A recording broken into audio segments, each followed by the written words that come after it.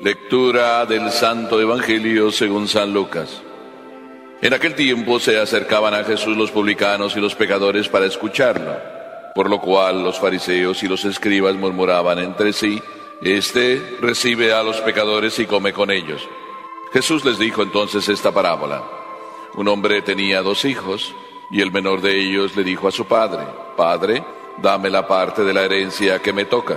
Y él les repartió los bienes. No muchos días después, el hijo menor, juntando todo lo suyo, se fue a un país lejano y allá derrochó su fortuna, viviendo de una manera disoluta. Después de malgastarlo todo, sobrevino en aquella región una gran hambre, y él empezó a padecer necesidad. Entonces fue a pedirle trabajo a un habitante de aquel país, el cual lo mandó a sus campos a cuidar cerdos. Tenía ganas de hartarse con las bellotas que comían los cerdos, pero no lo dejaban que se las comiera. Se puso entonces a reflexionar y se dijo: ¿Cuántos trabajadores en casa de mi padre tienen pan de sobra y yo aquí me estoy muriendo de hambre? Me levantaré, volveré a mi padre y le diré: Padre, he pecado contra el cielo y contra ti, ya no merezco llamarme hijo tuyo. Recíbeme como a uno de tus trabajadores. Enseguida se puso en camino hacia la casa de su padre. Estaba todavía lejos cuando su padre lo vio y se enterneció profundamente.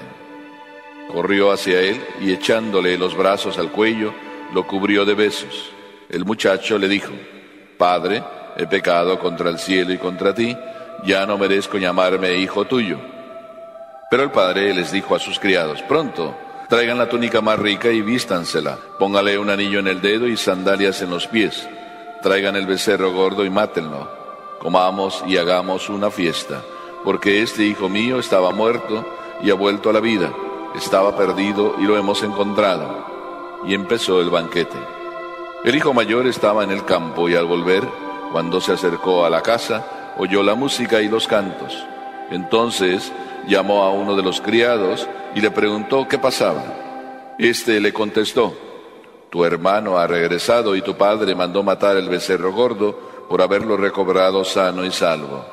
El hermano mayor se enojó y no quería entrar. Salió entonces el padre y le rogó que entrara, pero él replicó: Hace tanto tiempo que te sirvo, sin desobedecer jamás una orden tuya, y tú no me has dado nunca ni un cabrito para comérmelo con mis amigos.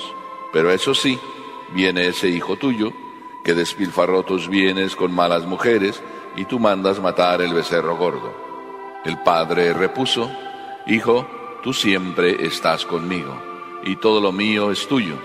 Pero era necesario hacer fiesta y regocijarnos porque este hermano tuyo estaba muerto y ha vuelto a la vida, estaba perdido y lo hemos encontrado. Palabra del Señor.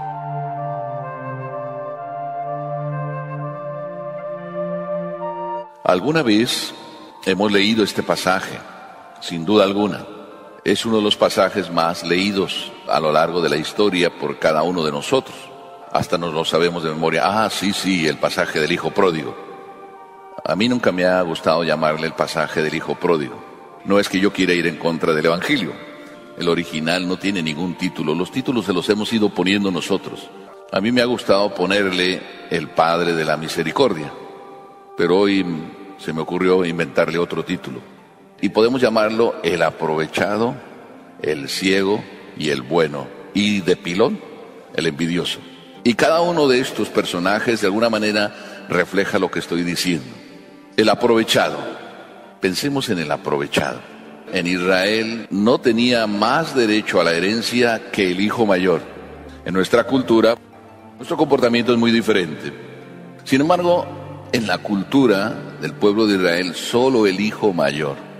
Y resulta que el hijo menor le pasa por la mente la idea: pues voy a pedirle la parte de herencia que me toca. Y se aprovechó. ¿De qué se aprovechó? De que el padre era bueno, de que el padre miraba por los 2 hijos. Además, el hijo menor parece ser que era simpático, por tanto, de alguna forma tenía ganado el corazón del padre. Y el padre, que era bueno, consintió en que el hijo, aprovechándose, recibiera algo. Así de que les repartió la herencia y el hijo se fue. el aprovechado. En nuestra vida puede ser que alguna vez suceda así, que nosotros, como Dios es tan bueno, andamos aprovechándonos en la vida y vamos aprovechándonos de los regalos, de la herencia que el Padre nos dejó.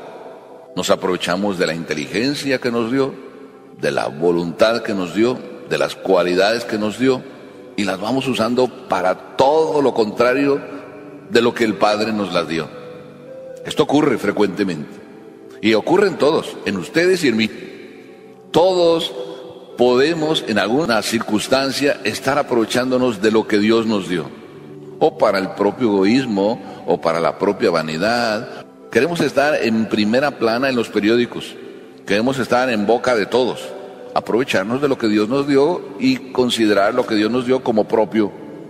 Pero este hombre de aprovechado no solo quiso usar lo que Dios le dio para un gusto personal, sino que además quiso que le llamaran, vamos a decir que así se llamaba este aprovechado, José, y quiso que le llamaran Don Pepe, el disparador, porque andaba con los bienes invitando a todo mundo. Vente, vámonos, yo te pago el tequilita, yo te pago la vieja.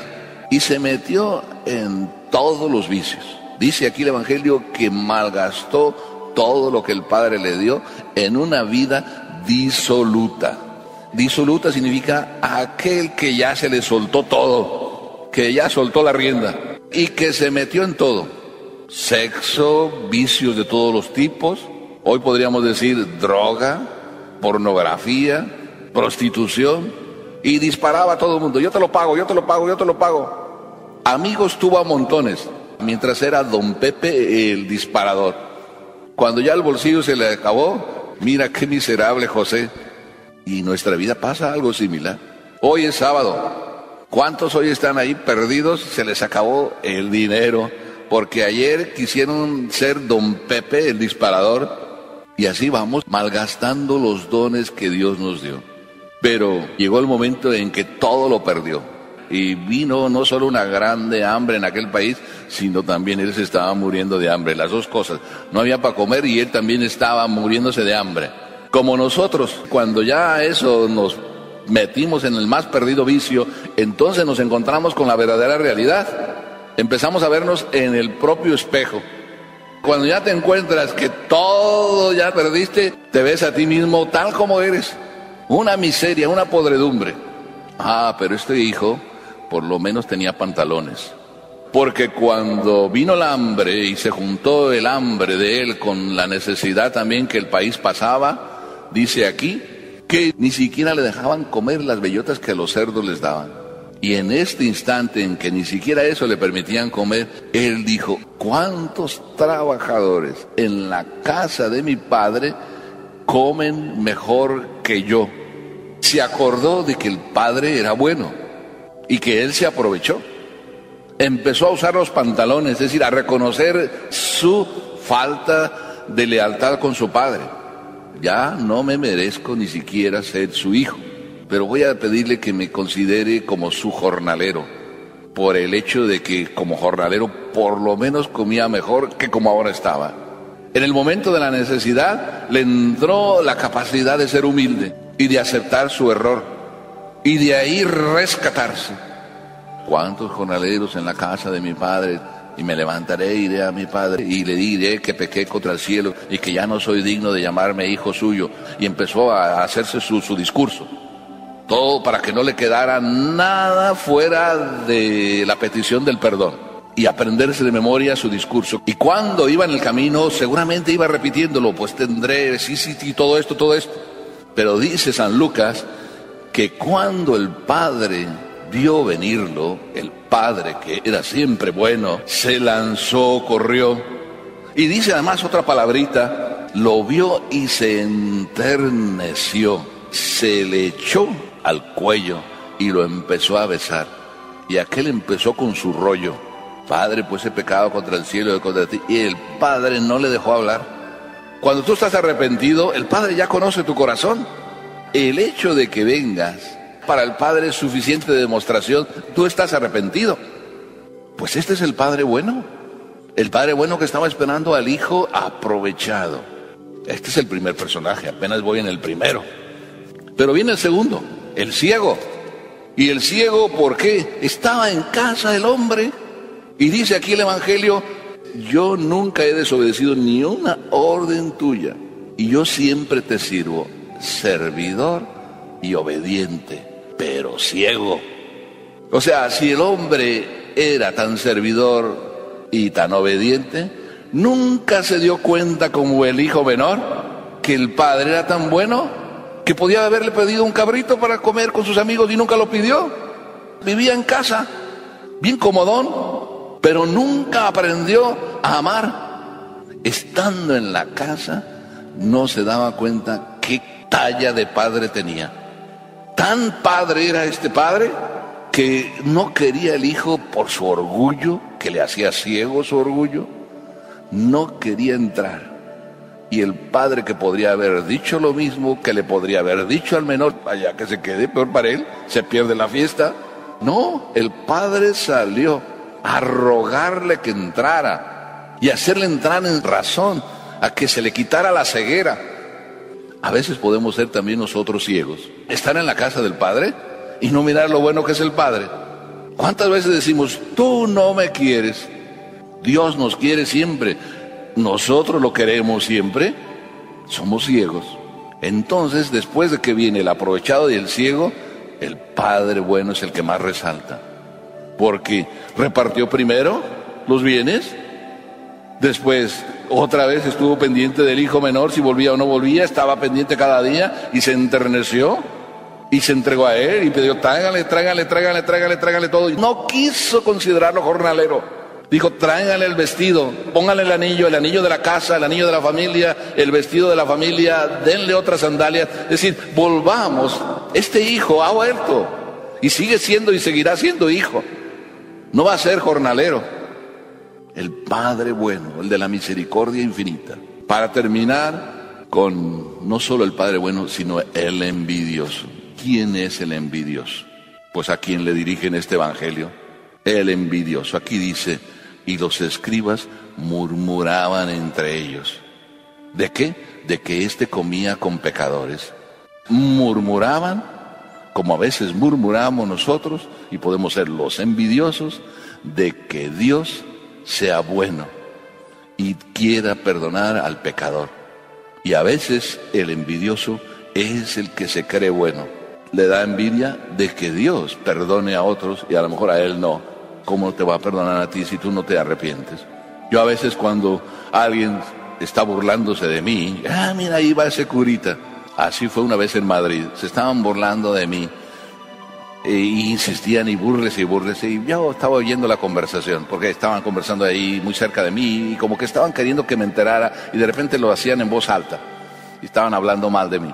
Y entonces les dije: envidiosos. Pero lo dije así sin querer, pero queriendo.